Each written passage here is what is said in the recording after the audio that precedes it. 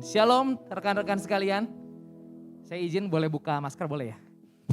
Mengucap syukur sekali hari ini bisa kembali lagi di tengah-tengah keluarga bersama. Ya ini keluarga kita bersama-sama. Dan saya sangat mengucap syukur untuk waktu yang diberikan. Karena saya percaya bahwa waktunya nggak lama lagi. Kita ada di dunia nggak lama lagi. Waktu terus berjalan dan kalau masih ada kesempatan untuk kita bisa bersama-sama beribadah. Saya percaya ini adalah sebuah hadiah yang luar biasa. Coba katakan kanan kiri hadiah. Ini hadiah, sebuah kesempatan yang saya yakin bahwa ini kesempatan yang sangat luar biasa. Di mana kita bisa hadir dan berkumpul bersama-sama. Saya mengucapkan terima kasih buat rekan-rekan dari worship team yang sudah membawa kita di dalam penyembahan. Dan saya percaya kita akan dibangkitkan melalui kebenaran firman Tuhan. Amin. Hari ini kita akan belajar di dalam perjalanan kita sampai nanti di hari Natal menyambut kedatangan Tuhan Yesus. Kita akan bersama-sama merenungkan satu buah bagian dari firman Tuhan tentang everlasting Father. Sama-sama katakan everlasting Father. Rekan-rekan sekalian, saya mau kita bersama-sama coba berpikir. Atau mungkin kita bisa secara spontan begitu ya. Saya pengen apa yang teman-teman pikirkan saat berbicara tentang Father. Apa kira-kira yang langsung muncul di pikiran kita saat kita dengar yang namanya kata ayah atau father? Saya percaya mungkin ada banyak jawaban saat kita dengar kata father. Mungkin kita merasakan kebaikan Tuhan, mungkin juga kita merasakan oh iya papa saya itu wah banyak memori ini dan itu gitu ya. Saya cukup punya banyak memori bersama dengan ayah saya. Memori yang tentunya akan selalu melekat di dalam hati. Memori yang gak selalu baik, tetapi selalu menjadi sebuah pembelajaran bagi saya. Dan mungkin juga rekan-rekan sekalian gak sedikit saya juga hari ini mendapati orang-orang yang agak alergi dengar kata papa. 1 bulan yang lalu saya diberikan kesempatan untuk melayani satu buah sekolah. Sekolahnya gak terlalu banyak, anaknya itu cuma 47 orang dari kelas 1 SMP sampai 3 SMA. Dan mereka buat camp dan kami datang ke sana melayani mereka. Ini anak-anak orang kaya gitu ya, orang kaya. Ya. Dan yang membuat saya jadi sangat terkejut begitu ya. Saya udah sering dengar bahwa ada anak-anak tuh yang kadang-kadang bermasalah dengan papahnya dan lain-lain. Dan itu kayaknya udah banyak banget yang kayak gitu. Tapi saya baru lihat sekali banget pada saat camp itu. Setiap kali ada kata ayah, ada kata keluarga, seorang anak perempuan langsung menjerit histeris. Wah langsung menjerit, lalu dia langsung lari ke belakang cari gurunya dan peluk. Saya langsung tahu bahwa something wrong, ada yang salah kayaknya. Gitu ya. Dan saya akhirnya baru dapat cerita, dan ini benar-benar saya waktu dengar tuh sampai nangis gitu ya. Ada seorang anak perempuan yang sejak kecil, mungkin di atas umur 10 tahun, dia sudah mengalami sexual abuse dari papanya sendiri. Papanya dan mamahnya bercerai dan anak ini dipakai sebagai alat alat untuk merayu mamahnya untuk kembali kepada papanya. Papanya selalu dalam tanda kutip memperkosa anaknya dan selalu suruh telepon mamahnya. Bilang mama kamu kalau mau ini berhenti suruh mama kamu datang ke sini. Dan itu berlangsung sangat lama. Anaknya hari ini sudah SMA kelas 2. Dan itu punya kepahitan yang sangat luar biasa. Dan menjadi lebih syok lagi saya ketika di masa diskusi. Waktu itu kita lagi bicara tentang tujuan hidup. Saya tanya kepada dia, kamu mau jadi apa suatu hari? Kan kita harus pura-pura gak tahu gitu ya. Kamu mau jadi apa? Saya mau jadi seorang model katanya. Wow, good. Terus kalau mau jadi model, apa yang harus kamu lakukan supaya bisa mencapai tujuan kamu? Dia bilang begini, gampang. Orang tua saya tuh orang terkenal. Jadi gampang buat saya jadi model itu. Oh iya, gitu ya. Saya dengan muka polos gitu ya. Oh iya, kalau boleh tahu siapa orang tua kamu? Dan disebut satu nama dan itu membuat saya sangat syok mendengar siapa nama ayahnya. Seorang selebgram terkenal di Indonesia yang kontennya banyak berbicara tentang hal-hal rohani. Dan itu yang dilakukan kepada anak perempuannya. Dan mungkin itu menghiasi banyak kepala anak-anak Tuhan juga. Yang mungkin punya image negatif saat dengar kata ayah. Tetapi hari ini saya percaya bahwa firman Tuhan akan menjadi pengharapan bagi kita. Bagaimana kita melihat Tuhan kita sebagai Bapa yang kekal. Mari bersama-sama kita membuka ayat Alkitab kita di dalam Yesaya pasal yang ke-9. Yesaya pasal yang ke-9 ayat yang ke-5. Firman Tuhan berbunyi demikian, sebab seorang anak telah lahir untuk kita, seorang putra telah diberikan untuk kita, lambang pemerintahan ada di atas bahunya dan namanya disebutkan orang, penasihat ajaib, Allah yang perkasa, Bapa yang kekal, Raja damai. Dan inilah rekan-rekan sekalian yang akan kita bersama-sama renungkan. Salah satu dari sebutan yang diberikan kepada Yesus yang akan kita rayakan bersama-sama kelahirannya, yaitu dia Bapa yang kekal. Dia Bapa yang kekal. He is the everlasting Father. Masalahnya adalah yang tadi saya bilang, kadang-kadang pandangan kita terhadap Bapa di dunia membuat gambaran tentang Bapa yang kekal itu jadi agak buram. Betul ya? Kadang-kadang begitu. Tapi saya mau bilang bahwa jangan sampai kita itu terbalik. Boleh di next PPT-nya. Jangan sampai kita itu terbalik. Dan saya mau kita sama-sama coba refresh mindset kita. Jangan sampai kita itu punya pemikiran yang terbalik, rekan-rekan ya. Karena saya percaya begini, bahwa orang tua kita, pasangan kita, suami istri, anak-anak kita, pekerjaan kita, pelayanan kita, itu semua adalah alat bantu untuk kita bisa melihat Tuhan lebih jelas. Ya, itu hanya alat bantu untuk kita melihat Tuhan lebih jelas. Jadi jangan sampai kita terbalik, memfokuskan kepada alat bantunya, bukan kepada objek yang sesungguhnya harus kita lihat. Ya, saya memberikan contoh seperti ini. Saya ini pakai kacamata udah cukup lama. Ya, dari kelas 3 SD saya udah pakai kacamata gitu ya. Dan hari ini saya tuh minusnya cukup besar. Setahun yang lalu saya punya gangguan di mata sehingga saya udah nggak bisa lagi pakai softland. Dulu selalu pakai softland gitu ya, tapi sekarang harus pakai kacamata. Dan saya baru mengalami dan baru tahu bahwa pilihan saya membeli kacamata dengan transparan seperti ini adalah sebuah kesalahan besar. Kenapa? Kadang-kadang, jadi saya kan baru punya anak yang kedua itu 7 bulan begitu ya. Dan kadang-kadang harus terbangun di malam hari. Dan ketika saya harus mencari kacamata saya di gelap-gelap dengan kacamata transparan seperti ini, saya nggak bisa dapat kacamata saya di mana. Saya raba-raba di mana saya taruh kacamata ya. Dan itu membuat saya jadi nggak bisa melihat dengan jelas, betul? Karena apa? Karena saya kehilangan alat bantu untuk melihat dengan jelas. Tapi kalau saya buka, ini ada sahabat dan saudara saya yang paling ganteng di depan sini, Samuel. Ya, kalau saya buka kacamata saya, yang saya lihat burem. Muka Samuel sama kursi nggak beda jauh. Pertanyaan saya adalah, yang salah siapa ya? Saya atau Samuelnya yang burem? Siapa yang salah? Yang salah siapa? Mata saya kan, betul ya? Yang salah mata saya. Dan kadang-kadang karena saya nggak bisa menemukan alat bantunya, membuat saya kemudian jadi nggak bisa melihat apa-apa. Ada banyak orang kemudian nggak bisa melihat Tuhan dengan jelas karena alat bantunya itu rusak. Orang tuanya rusak, mungkin ayahnya melakukan sebuah kekerasan, sehingga dia tidak bisa melihat Tuhan dengan jelas. Lalu kemudian banyak orang Kristen stuck di sana, berhenti di sana. Lalu kemudian mulai ikut ke gereja, komsel, mulai memerincingkan mata supaya bisa melihat lebih jelas. Dan percayalah Bapak Ibu, untuk yang pakai kacamata akan tahu rasanya. Lama-kelamaan pusing. Betul ya? Gak bisa lihat, pusing. Tapi kemudian kita diam aja. Karena apa? Karena kita berfokus kepada alat bantunya. Orang tua saya kayak gini, keluarga saya broken home. Keadaan saya gak baik, saya gak punya privilege kayak orang lain. That's why kenapa saya hidup seperti ini. Padahal saya mau bilang bahwa yang salah bukan apa yang kita lihat. Tetapi usaha kita.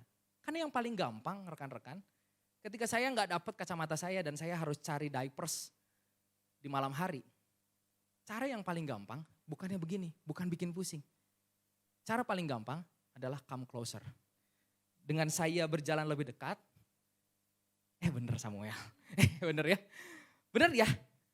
Seharusnya ketika kita mengalami permasalahan di alat bantu kita untuk melihat Bapa yang kekal, caranya gampang. Come closer. Datang lebih dekat.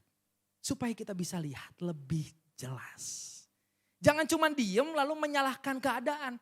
Saya gak ketemu kacamatanya, sorry gak bisa bantu. Makanya saya mau bilang jangan terbalik. Yang utama adalah objek yang akan dilihat, bukan alat bantunya. Sekalipun alat bantunya rusak, ada cara yang paling gampang, yaitu come closer. Berjalan lebih dekat kepada Tuhan. Semakin bergantung kepada kebenaran firman Tuhan, dan itu akan membuat kita terbantu untuk melihat lebih jelas. Oleh sebab itu, saya percaya dengan pemahaman ini kita akan berhenti untuk menyalahkan keadaan, dan kita mau coba melihat, memandang kepada Bapa yang kekal itu seperti apa. Dan izinkan saya pada sore hari ini mengambil beberapa bagian dari firman Tuhan yang Yesus sendiri ajarkan kepada murid-muridnya pada saat itu tentang Bapa. Ya, bagaimana ada bagian-bagian di mana Yesus mengajarkan banyak hal, tetapi kemudian menggunakan perumpamaan tentang seorang Bapa. Dan saya mau bilang bahwa Bapa yang kekal, Bapa yang diperkenalkan oleh Yesus, dia bukan Bapa yang seperti pikiran kita. He's not your typical father. Dia nggak seperti yang kita bayangkan. Dia nggak seperti yang biasa kita lihat. Ya, karena dia Bapa yang lebih dari segalanya. Dan izinkan saya bersama-sama kita akan merenungkan dua bagian tentang Bapa yang diajarkan oleh Yesus saat dia mengajarkan sesuatu kepada murid-muridnya. Yang pertama, di dalam Matius pasal yang ke-6, kita membuka bersama-sama Matius pasal yang ke-6, ayat 3 dan ayat yang ke-6. Pada saat itu Yesus sedang mengajar murid-muridnya, Lembaga Alkitab Indonesia memberikan sebuah judul perikop, hal memberi sedekah dan hal berdoa. Ya. Di dalam dua pengajaran ini Yesus mengambil sebuah contoh tentang Bapa. Ya, kita akan membaca bersama-sama di dalam Matius pasal yang ke-6 ayat 3 dan ayat yang ke-6. Saya akan bacakan buat setiap kita. Hendaklah sedekahmu itu diberikan dengan tersembunyi, maka Bapamu yang melihat yang tersembunyi akan membalasnya kepadamu. Lalu di ayat yang ke-6, tetapi jika engkau berdoa, masuklah ke dalam kamarmu, tutuplah pintu dan berdoalah kepada Bapamu yang ada di tempat tersembunyi, maka Bapamu yang melihat yang tersembunyi akan membalasnya kepadamu. Nah, ini Bapak Ibu Saudara sekalian, rekan-rekan sekalian yang saya mau angkat menjadi bagian untuk kita merenungkan siapa itu Bapa yang kekal. Seperti apa Bapa yang diperkenalkan oleh Yesus. Di dalam dua bagian firman Tuhan ini kita dapat melihat ada persamaan yang Yesus berikan. Bahwa ada Bapa yang melihat yang tersembunyi. Ada Bapa yang melihat yang tersembunyi. Pertanyaan saya adalah apa yang kita sembunyiin? Apakah ada yang kita sembunyikan di dalam hati kita? Mungkin kita sembunyikan karena kita nggak mau cerita sama orang lain, takut dijudge, takut dihakimi. Atau mungkin kita nggak bisa cerita ke orang lain karena kita berpikir, kayaknya mereka nggak akan ngerti deh apa yang saya alami. Dan kita mulai taruh, sembunyikan itu. Tapi saya mau bilang bahwa Bapa kita adalah Bapa yang melihat yang tersembunyi. Saat kita sendirian, saat kita tidak ada satu orang pun yang bisa mengerti kita, saya mau bilang ada Bapa yang melihat yang tersembunyi. Sekalipun kamu melakukan hal-hal yang tidak bisa dilihat orang lain, tapi saya mau bilang Bapamu yang tersembunyi melihat yang tersembunyi itu. Dan saya mau bilang bagian yang pertama, He's not your typical father, yaitu He is with us always. Bapa yang kekal berbicara tentang Tuhan yang selalu ada. Bahkan ketika orang lain gak ada, dia ada di sana. Di saat kita tidak mampu lagi untuk terbuka dengan orang lain dan kita hanya bisa bergumul sendirian, saya mau bilang dia ada di sana. Dan dia selalu ada di sana. He's with us always. Saya mau bilang bahwa ini adalah bagian yang sangat penting untuk kita pahami tentang Bapa yang kekal. Oleh sebab itu mengapa kemudian Yesus yang lahir diberikan sebuah nubuat. Bahwa kamu akan melihat dan kamu akan punya anak dan kamu akan, ini sebuah nubuatan ya kepada Yusuf dan Maria. Dan engkau akan menamai dia Immanuel. Yaitu Allah beserta kita. Dia Allah yang selalu ada beserta dengan kita. Bahkan di saat-saat yang sulit, di mana kita berjalan sendirian. Bahkan di saat-saat yang kita nggak pernah bisa pikirkan, waktu kita berjalan di lembah kekelaman, dia ada di sana. He's with us always. Beda dengan Bapa di dunia. Bapa yang terkadang nggak selalu bisa ngertiin kita, betul? Ya, saya baru 4 tahun jadi bapak, karena anak saya umur 4 begitu ya. Baru jadi bapak 4 tahun, nggak selalu saya tuh ngerti apa yang anak saya mau. Dan gak jarang juga di dalam keberdagingan saya harus jujur gitu ya. Kadang-kadang saya kesel karena saya gak ngerti apa yang dia mau. Dia cuma bisa nangis, dia cuma bisa merengek-rengek tanpa saya tahu dia mau apa. Saya tanya dia pun, semakin saya dengar jawabannya semakin saya kesel gitu ya. Makanya saya mau bilang, he is not your typical father. Dia gak seperti bapak di dunia. Karena dia bapak yang selalu ada buat kita. Ya, jadi ingat di saat kesendirian kita, di saat kita menghadapi hal-hal yang sulit sekalipun, kita gak pernah sendirian. Dia selalu ada di sana bersama dengan kita. Ya, oleh sebab itu saya agak terganggu dengan beberapa beberapa tahun yang lalu. Kalau dulu begitu ya, kita senang banget ada bantuan lah ya, sebuah klip-klip video yang menceritakan tentang bagaimana Tuhan gitu ya. Salah satu penggambarannya itu katanya Tuhan tuh jalan sama kita, lalu kemudian di tengah jalan kita mengambil jalan yang lain, jauh banget. Dia berjalan sendirian, tapi kemudian dia bertobat, dia balik lagi, dan dia lihat di pertigaan itu Tuhan Yesus lagi bikin tenda di sana. Sejujurnya saya agak terganggu sekarang kalau lihat bagian itu. Karena apa? Karena kemanapun kita berjalan dia ada bersama dengan kita, amin. Sekalipun kita berjalan di jalan yang salah, dia ada di sana. Sekalipun kita di dalam keberdosaan kita, saya percaya dia di sana. Dia tahu dan dia melihat segala sesuatu.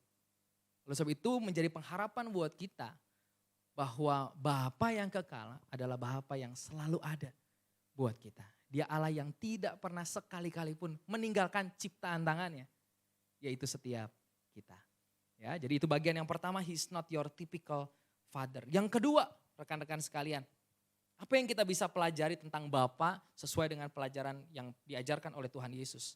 Kita maju satu bagian di dalam Matius pasal yang ke-7. Ayat yang ke-11, saya sudah tampilkan di sini, Matius pasal yang ke-7, ayat yang ke-11. Dikatakan begini, jadi jika kamu yang jahat tahu memberi pemberian yang baik kepada anak-anakmu, apalagi Bapamu yang di sorga, ia akan memberikan yang baik kepada mereka yang meminta kepadanya. Saya memberikan highlight, apalagi Bapamu yang di sorga. He's not your typical father. Yang kedua, yaitu he is beyond our expectation. Dia di atas semua apapun yang kita bisa harapkan. Saat kita mengharapkan Bapa yang baik, saya mau bilang bahwa Bapa kita yang di surga beyond that expectation. Dia jauh lebih baik daripada baik yang bisa kita pikirkan. Saat kita mengharapkan kita punya Bapa yang mendengar, saya mau bilang bahwa he is beyond our expectation. Dia lebih daripada apa yang bisa kita pikirkan. Bahkan saya percaya bahwa dia lebih daripada apa yang bisa kita pikirkan dan bayangkan tentang seorang ayah. Dan itulah Tuhan kita yang kekal itu. Dia bukan hanya ada, tetapi dia tersedia buat setiap kita. Dan ketersediaannya itu bukan ketersediaan yang biasa-biasa. Tetapi dia Allah yang lebih daripada apapun. Firman Tuhan, Yesus waktu itu mengajarkan bahwa orang yang jahat aja, Bapa yang jahat aja tahu memberi yang terbaik buat anak-anaknya. Sebelum saya masuk kepada Bapamu yang di sorga, apalagi Bapa yang baik, betul? Kalau Bapa yang jahat aja tahu yang baik buat anak-anaknya, apalagi Bapa yang baik. Bapa yang baik pasti memikirkan yang baik buat anak-anaknya. Ya, kalau saya kontraskan Bapa yang baik, lalu kemudian saya bilang, apalagi Bapamu yang di sorga. Bapa yang kekal itu. Lebih daripada apapun yang kita bisa bayangkan dan pikirkan. Itulah Tuhan kita, itulah ayah kita. Makanya saya suka bilang bahwa Tuhan itu bukan cuma baik. Bukan hanya sungguh amat baik. Tapi saya mau bilang bahwa Tuhan kita itu terlalu baiknya. Keterlaluan baiknya. Bayangkan kita ini orang-orang yang seneng banget memberontak pada Tuhan ya. Seneng banget. Di dalam setiap dosa-dosa yang kita lakukan sebenarnya intinya adalah kita sedang memberontak kepada Tuhan. Tetapi firman Tuhan berkata bahwa sekalipun kamu tidak setia, aku Allah yang setia. Karena memang Tuhan mengasihi kita bukan karena apa yang kita perbuat. Tetapi dia mengasihi kita karena siapa dia. Karena dia adalah Allah yang kasih, makanya dia hanya bisa mengasihi kita. Sekalipun kita berdosa, sekalipun kita setiap hari baca Alkitab, satu Alkitab selesai, kasih Tuhan tetap sama. Itulah hebatnya Tuhan kita. He is beyond our expectation. Dari semua bayangan tentang Tuhan tentang Bapa yang kita tahu, saya mau bilang bahwa He is beyond our expectation. Dia lebih daripada apa yang bisa kita pikirkan. Oleh sebab itu mengucap syukur sekali punya Bapa yang seperti itu. Ya, saya tadi mengucap syukur ya di dalam perjalanan ke sini, saya nggak pernah berpikir bahwa tadi di Jalan Gatsu itu macetnya luar biasa. Ya, saya udah ngomong tadi ke Pak Dwi gitu ya, Pastor Dwi. Saya udah bilang kayaknya saya datangnya agak pas-pasan. Ya, dan tadi waktu saya mendampingi anak-anak Natalan, ternyata saya bisa pergi lebih duluan. Jadi saya berpikir tenang, saya bisa sampai lebih cepat. Ya, jadi kan udah ngomong pas-pasan, taunya datangnya lebih cepat kan, puji Tuhan gitu ya.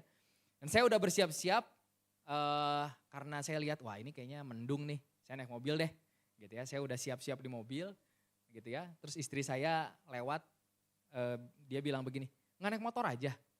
Saya dalam hati agak kesel, ya istri macam apa ini, ya udah tahu mau hujan, ya disuruh naik motor lagi gitu ya.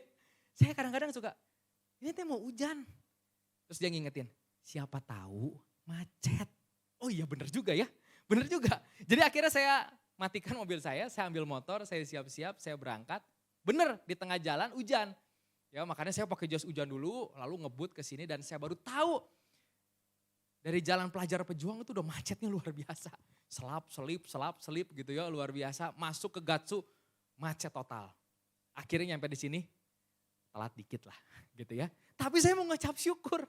Ya karena saya percaya Bapa kita yang beyond expectation itu mungkin berbicara lewat istri saya untuk ngasih tahu, naik motor aja gitu ya. Saya mau bilang bahwa gini, saat kita mengandalkan diri kita sendiri, manusia itu sebenarnya dirancang untuk memikirkan sesuatu yang baik. Ya, saya percaya bahwa kita diciptakan oleh Allah yang baik dan kita didesain sejak awal untuk memikirkan sesuatu yang baik. Saya percaya di sini nggak ada Bapak Ibu Saudara sekalian rekan-rekan yang berpikir yang buruk tentang dirinya, betul nggak? Hari ini mau makan apa ya? Pasti teman-teman akan pikir apa yang kita suka makan, betul nggak? Nggak mungkin kan saya mau makan apa ya? Saya tuh paling nggak suka makan ayam goreng gitu ya, saya paling nggak suka. Jadi nggak mungkin waktu saya berpikir saya mau makan apa ya? Saya pikir ayam goreng kayaknya enak deh, nggak mungkin. Karena kita didesain untuk memikirkan yang baik tentang diri kita. Ya, jadi saya pasti berpikir yang baik. Tapi saya mau bilang, cuma sebatas itulah batas manusia. Manusia hanya bisa berpikir tentang apa yang baik tentang dirinya. Waktu saya lihat mendung, yang baik menurut saya, naik mobil. Tetapi He is beyond our expectation. Kita cuma tahu yang baik, Tuhan kita tahu yang terbaik. Makanya Dia siapkan yang terbaik. Naik motor, benar, itu pilihan yang terbaik kemudian. Bisa sampai di sini tepat pada waktunya, begitu ya. Dan itulah Tuhan kita, He's beyond our expectation. Oleh sebab itu untuk menutup bagian firman Tuhan pada malam hari ini, sore hari ini, saya mau menekankan bahwa Bapa yang kekal itu, Bapa yang penuh kasih itu, adalah Bapa yang satu. He sees you, Dia lihat kita semua. Dia ada di setiap momen kehidupan kita. Dia selalu lihat setiap bagian-bagian kecil yang bahkan gak dinotis oleh orang lain. Dia lihat dan Dia perhitungkan setiap perbuatan kita. Yang kedua, He feels you. Dia merasakan, Dia turut merasakan apa yang kita rasakan. Waktu kita nangis, saya percaya Tuhan pun merasakan hal yang sama. Saat kita tercabik-cabik kecewa, saya percaya Tuhan kita pun merasakannya. Sebab firman Tuhan berkata begitu, imam besar yang kita punya adalah imam besar yang bisa turut merasakan apa yang kita rasakan. He feels you. Dia tahu apa yang kita rasakan. Dan yang selanjutnya, He hears you. Dia mendengar setiap kita. Bahkan saat kata-kata udah gak bisa lagi kita ungkapkan, Dia tetap bisa mendengar suara hati kita. Bahkan firman Tuhan berkata bahwa saat kita tidak bisa berkata-kata lagi, Roh Kudus membantu kita untuk berdoa kepada Tuhan melalui ucapan-ucapan yang tidak terucapkan. Dia dengar. Bahkan saat kita udah gak bisa ngomong dan kita cuma bisa nangis, saya percaya air mata kita berbicara buat kita. Dan firman Tuhan berkata bahwa Dia menampung air mata kita di kirbatnya. Saya percaya bahwa setiap tetesan air mata yang kita bawa di hadapan Tuhan adalah benih iman yang sedang kita berikan di hadapan Tuhan. Dan yang terakhir, He answers you. Dia Allah yang hidup. Dia Allah bukan yang cuma dengar terus diam aja. Tetapi Dia Allah yang mendengar dan Dia Allah yang menjawab. Dia Allah yang menjawab setiap doa-doa kita. Yang harus kita lakukan adalah wait and see. Tunggu dan lihat bagaimana Tuhan bekerja. Walaupun jawaban Tuhan gak selalu bertujuan untuk merubah keadaan. Tetapi saya percaya bahwa jawaban Tuhan juga seringkali diberikan untuk mengubah hati kita supaya kita bisa merespon dengan baik keadaan yang tidak baik. Ya, seringkali yang Tuhan kerjakan bukan dia merubah apa yang kita lihat, tetapi apa yang kita cari dalam hidup ini. He changes what we see, not just what we see, but what we seek. Apa yang kita cari di dalam kehidupan ini. Dan itulah Bapa kita yang kekal. Dia Bapa yang ada, dia Bapa yang peduli merasakan apa yang kita rasakan. Dia Bapa yang mendengar, dia Bapa yang menjawab. Mari kita bersama-sama tundukkan kepala kita. Saya rindu kita bersama-sama menyanyikan lagu yang terakhir. Menjadi sebuah respon kita terhadap kebaikan Tuhan. Bapa yang selalu ada. Bapa yang melampaui setiap harapan kita. Bapa yang peduli, Bapa yang mendengar, dan Bapa yang menjawab setiap seruan doa kita. You are my Father, provider, you're my deliverer. Your mercies embrace me, surround me through your everlasting love. Father, I worship you. Mari bangkit berdiri bersama-sama. You are my Father, provider, you're my deliverer. Your mercies embrace me, surround me through your everlasting love. Father, I worship you. Say you are my Father. You are my Father. Oh, provider. You're my deliverer. Your mercies embrace me, surround me through your everlasting love. Father, I worship you. Father, I worship you. Father, I worship you.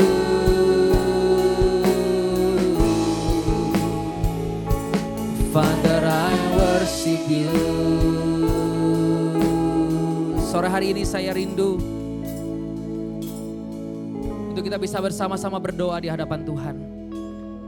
Kalau mungkin hari ini ada fokus kita yang terpecah sehingga kita tidak bisa melihat ada Bapa yang kekal. Bapa yang selalu tersedia buat setiap kita. Bapa yang di atas segala harapan kita. Saya rindu untuk bisa berdoa buat Bapak Ibu Saudara sekalian. Kalau ada permasalahan pergumulan, mungkin ada konflik dengan orang tua atau dengan pasangan, dengan anak, dengan sesama. Dan itu membuat kita sulit untuk melihat Tuhan. Saya rindu membantu saudara sekalian di dalam doa untuk kita bisa melihat lebih jelas. Melihat lebih jelas siapa Bapa kita dan kebaikannya. Mari taruh tanganmu di dada, saya rindu untuk berdoa buat setiap kita. Hamba mau berdoa Tuhan untuk setiap jemaat Tuhan yang hadir di dalam kejujuran dan keterbukaan mereka di hadapan Tuhan. Seringkali mungkin ada hal-hal pergumulan, permasalahan yang membuat mereka sulit untuk memandang kepada Tuhan. Tetapi kami percaya bahwa Engkau Allah yang baik. Engkau Allah yang kekal itu selalu tersedia bagi setiap kami. Oleh sebab itu kami mau bersama-sama membenarkan fokus kami lagi. Bukan hanya kepada apa yang kami dapat lihat, tapi terlebih kepada Bapa yang kami gak bisa lihat, tetapi selalu ada buat kami. Oleh sebab kami mau berdoa Tuhan, biarlah mereka dibantu. Roh Kudus menolong setiap mereka supaya di dalam situasi, kondisi setiap musim, sekalipun musim yang sulit, mereka tetap bisa memandang kepada Tuhan, Bapa yang kekal, Bapa yang penuh kasih, Bapa yang tidak pernah meninggalkan setiap kami. Dan biarlah Tuhan dengan cara itu, kami percaya bahwa kami akan selalu mendapatkan kekuatan yang baru, pengharapan yang selalu diperbaharui, sehingga kami akan menjalani kehidupan kami dengan tanpa takut, tanpa khawatir. Karena kami tahu ada Bapa yang kekal menopang kehidupan setiap kami. Terima kasih Tuhan, hamba mau berhenti berbicara. Tetapi biarlah firman Tuhan ini terus bergema di dalam hati kami. Dan Roh Kudus membantu setiap kami untuk melakukan kebenaran firman Tuhan ini sehari-hari. Terpuji namamu Tuhan, di dalam nama Yesus Kristus Tuhan kami berdoa dan mengucap syukur. Haleluya, amin.